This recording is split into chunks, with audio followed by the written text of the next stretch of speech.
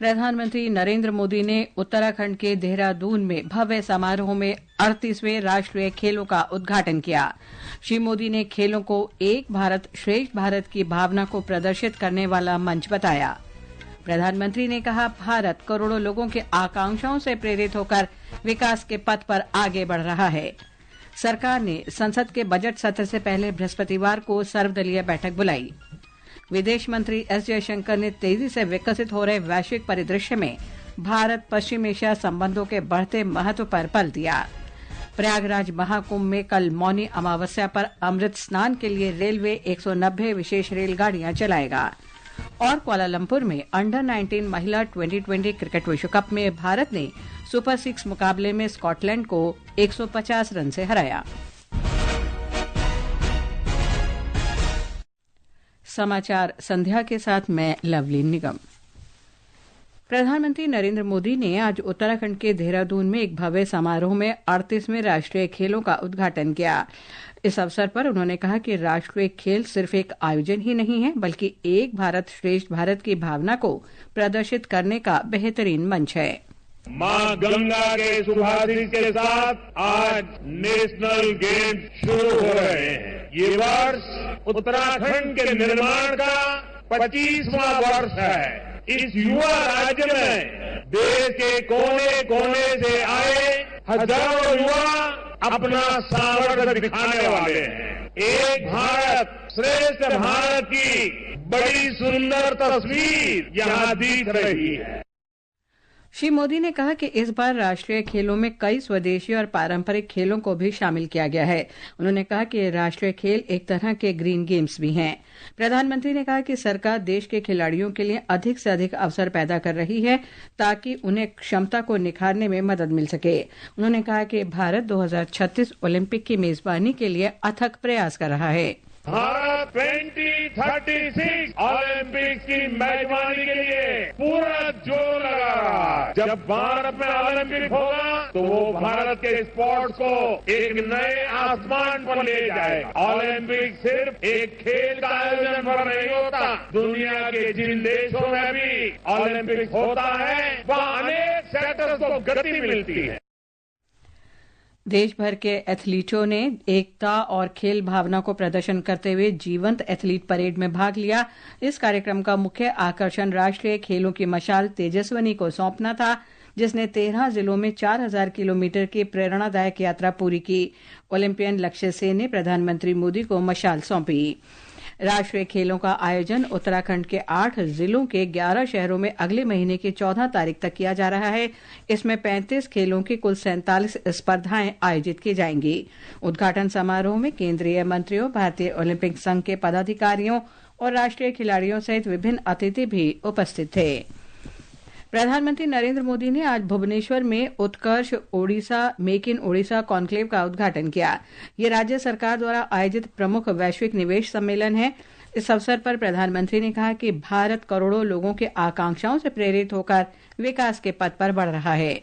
आज भारत विकास के ऐसे पथ पर चल रहा है जिसको करोड़ों लोगों की एस्पिरेशंस ड्राइव कर रही है। एआई का युग है, आर्टिफिशियल इंटेलिजेंस भी इसकी चर्चा है, लेकिन भारत के लिए तो एआई सिर्फ नहीं, एस्पिरेशन ऑफ इंडिया हमारी ताकत है। और एस्पिरेशन तब बढ़ती है जब लोगों की नीड्स पूरी होती है। इस कॉन्क्लेव का लक्ष्य ओडिशा को प्रमुख निवेश लक्ष्य तथा औद्योगिक केंद्र के रूप में प्रस्तुत करना है। सम्मेलन को संबोधित करते हुए प्रधानमंत्री ने कहा कि पूर्वी भारत देश के विकास का इंजन है। श्री मोदी ने अनुसंधान तथा नवाचार के लिए मजबूत ढांचा तैयार करने की सरकार की प्रतिबद्धता दोहराई और उद्योग जगत से अपील की है कि वे इस दिशा में सरकार के साथ सहयोग करें। 2 दिन के सम्मेलन के जरिए ओडिशा का लक्ष्य 5 लाख करोड़ रुपए से अधिक का निवेश आकर्षित करना है। इससे रोजगार के 3.5 लाख अवसर सृजित होंगे। ओडिशा में जो रिसोर्सेज हैं, उससे जुड़ी इंडस्ट्रीज भी यहीं लगे।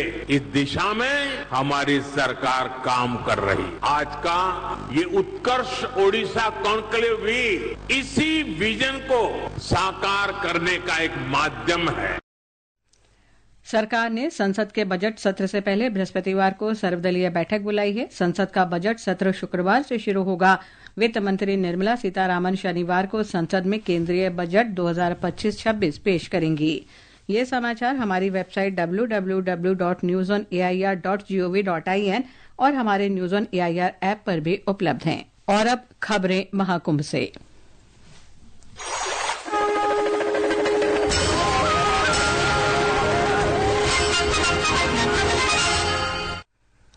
प्रयागराज महाकुंभ में कल मौनी अमावस्या के अवसर पर दूसरा अमृत स्नान होगा। महाकुंभ में मौनी अमावस्या के अवसर पर लाखों श्रद्धालु पहुंच रहे हैं। श्रद्धालुओं की सुरक्षा और सुविधाएं सुनिश्चित करने के लिए मेला प्रशासन और पुलिस ने व्यापक इंतजाम किए हैं। उत्तर प्रदेश सरकार ने महाकुंभ में 7 स्तरीय सुरक्षा की व्यवस्था की है। मेला क्षेत्र को नो व्हीकल और नो वीआईपी जोन घोषित किया गया है। आपात स्थिति में श्रद्धालुओं की सहायता के लिए पुलिस और विशेषज्ञ डॉक्टरों की टीम भी 24 घंटे तैनात है। और अधिक जानकारी के लिए चलते हैं प्रयागराज के त्रिवेणी संगम पर मौजूद हमारे संवाददाता दीपेंद्र के पास। जी दीपेंद्र, कल मौनी अमावस्या पर दूसरा अमृत स्नान है, इसे लेकर क्या तैयारियां हैं और वहां माहौल कैसा है? देखिए लवलीन, कल होने वाले अमृत स्नान से पहले ही जो है लाखों की संख्या में श्रद्धालु जो है संगम घाट पर पहुंच चुके हैं। क्योंकि इससे पहले जब 14 जनवरी को पहला अमृत स्नान हुआ था तो लगभग 3.5 करोड़ लोगों ने स्नान किया था और कल मौनी अमावस्या में 8 से 10 करोड़ श्रद्धालुओं के आने का अनुमान है। और मेला प्रशासन ने जो है मेला क्षेत्र में जो आने वाली सड़कों के साथ साथ घाटों पर भी जो है विशेष व्यवस्था की है और घाटों की बैरिकेडिंग की गई है, गोताखोरों को तैनात किया गया है। और बता दूं कि इसके अलावा एनडीआरएफ की जो है 20 टीम जो है सभी 44 घाटों पर तैनात की गई है। मेला प्रशासन ने जो है 12 किलोमीटर लंबा घाट तैयार किया है ताकि सभी लोग संगम में आस्था की डुबकी लगा सकें। वहीं श्रद्धालुओं की सुरक्षा की बात करें तो 50,000 से अधिक स्थानीय और अर्धसैनिक बलों को यहां पर तैनात किया गया है। जी लवलीन। धन्यवाद दीपेंद्र इस जानकारी के लिए। महाकुंभ में श्रद्धालुओं की भीड़ को देखते हुए रेलवे ने अतिरिक्त रेलगाड़ियां चलाने की योजना बनाई है। रेलवे बोर्ड के अध्यक्ष और मुख्य कार्यकारी अधिकारी सतीश कुमार ने कहा कि रेलवे ने पहले से तय विशेष ट्रेनों के अलावा 60 और विशेष ट्रेन चलाने का फैसला किया है। जो डी डे है जो कल है उस पे हम कम से कम 170 से 180 गाड़ियां स्पेशल चलाएंगे। 190 तक हम लोग जाएंगे। ये तो केवल स्पेशल गाड़ी की बात है। इसके अतिरिक्त 110 गाड़ियां जो रेगुलर गाड़ियां उस रूट पे चलती हैं वो चलेंगी। प्रयागराज एरिया से हमारे पास जो गाड़ियां हैं वो हर 4 मिनट में आपको एक गाड़ी मिलेगी। वो एक बहुत बड़ी उपलब्धि है। श्री कुमार ने कहा कि रेलवे उत्तर प्रदेश सरकार के साथ मिलकर श्रद्धालुओं के लिए बेहतर व्यवस्था सुनिश्चित करने का काम कर रहा है।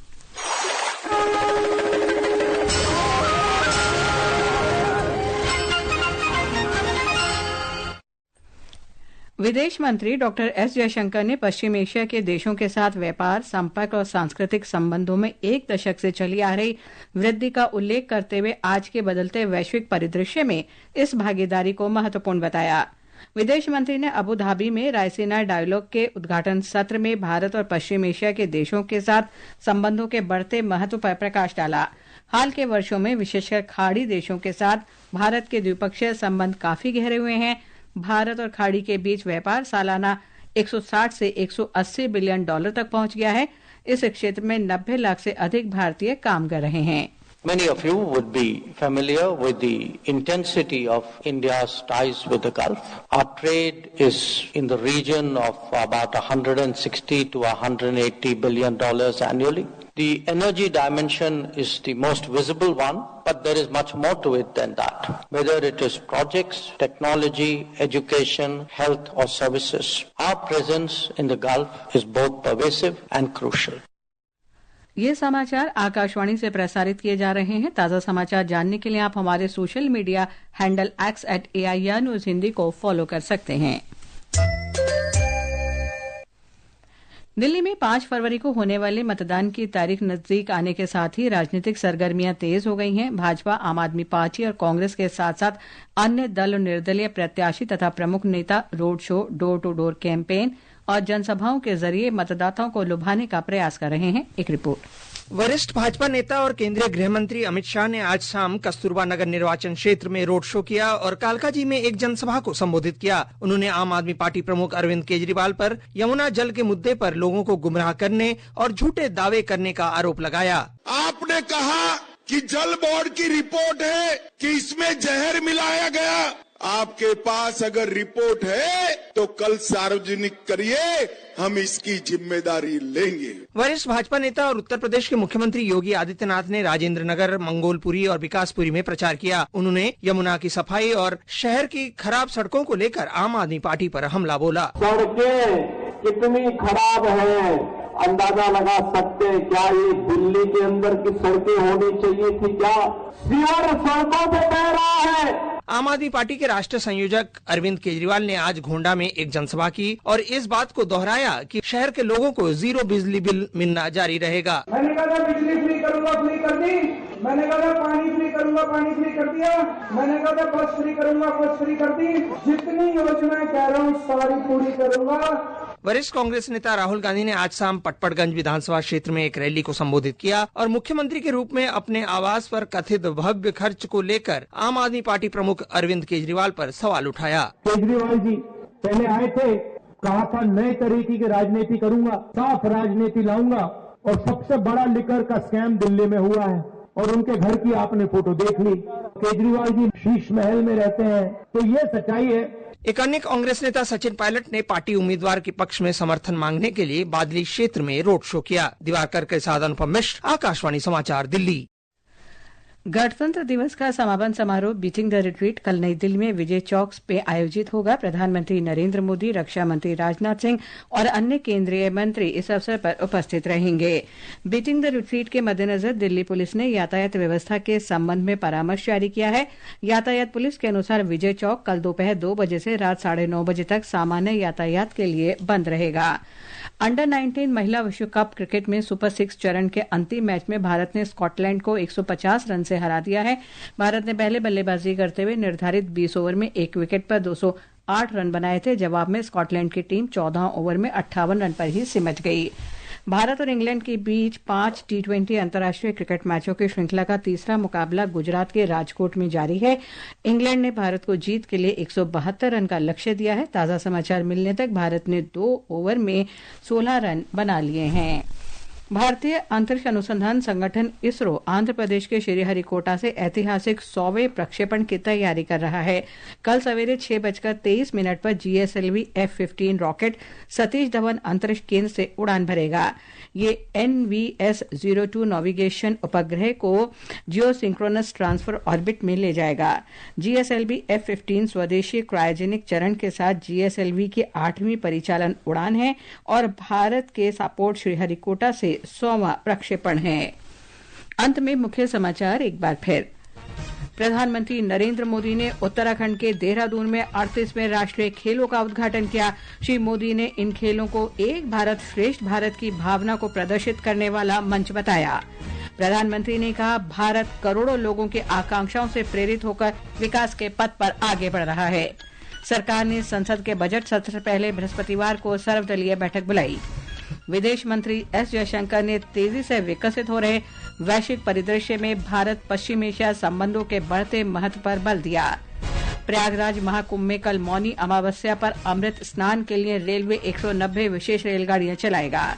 और कुआलालंपुर में अंडर 19 महिला 2020 क्रिकेट विश्व कप में भारत ने सुपर 6 मुकाबले में स्कॉटलैंड को 150 रन से हराया। इसके साथ ही समाचार संध्या का ये अंक समाप्त हुआ। नमस्कार।